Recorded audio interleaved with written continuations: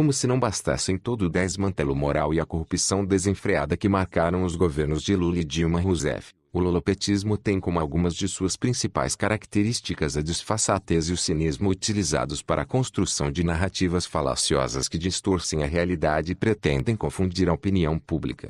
Isso se deu mais uma vez a partir do momento em que a Petrobras, vítima da roubalheira perpetrada nos 13 anos em que o PT governou o país, anunciou um acordo judicial com acionistas norte-americanos que investiram na empresa brasileira e tiveram perdas bilionárias decorrentes do Petrolão, o maior esquema de corrupção já praticado no Brasil e, talvez, no mundo. O acordo foi feito justamente para que se encerrasse a ação coletiva movida pelos investidores americanos lesados pela patifaria petista.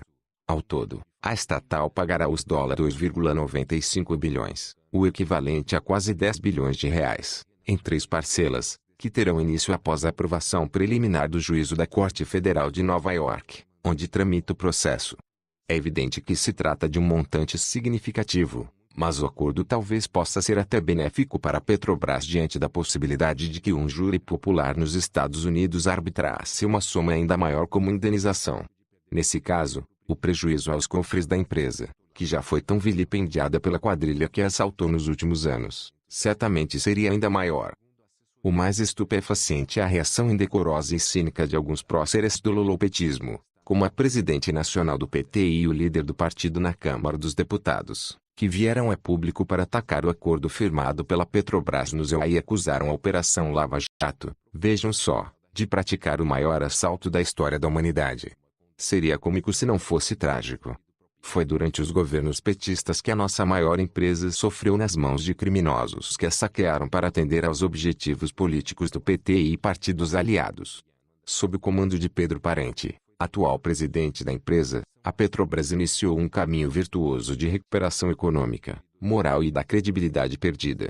Justamente aqueles que foram responsáveis por tamanho desmantelo agora vituperam contra as medidas necessárias levadas a cabo pela administração da estatal no sentido de superar o desastre provocado nos tempos de Lula.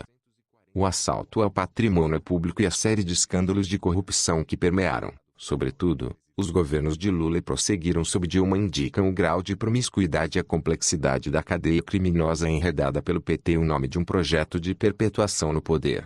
As negociatas que envolveram inúmeros financiamentos suspeitos por meio do Banco Nacional de Desenvolvimento, BNDES, por exemplo, chegaram a vários outros países, especialmente da América Latina, expandindo os tentáculos do esquema delituoso para além de nossas fronteiras.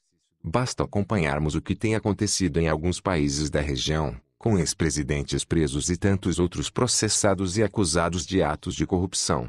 A delicada e constrangedora situação criminal de Lula, condenado em primeira instância a 9 anos e 6 meses de prisão, não é um fato isolado. Também não podemos nos esquecer de casos como a famigerada compra da refinaria de Pasadena, no Texas, EUA, em 2006, o que levou ao recente bloqueio dos bens de Dilma Rousseff determinado pelo Tribunal de Contas da União TCU à época. A então presidente fazia parte do Conselho de Administração da Petrobras, que aprovou a aquisição da unidade. Houve um prejuízo aos cofres da estatal de mais de US$ 580 milhões. O TCU também bloqueou os bens do ex-ministro Antônio Pallotti, hoje preso, e de José Sérgio Gabrielli, ex-presidente da estatal.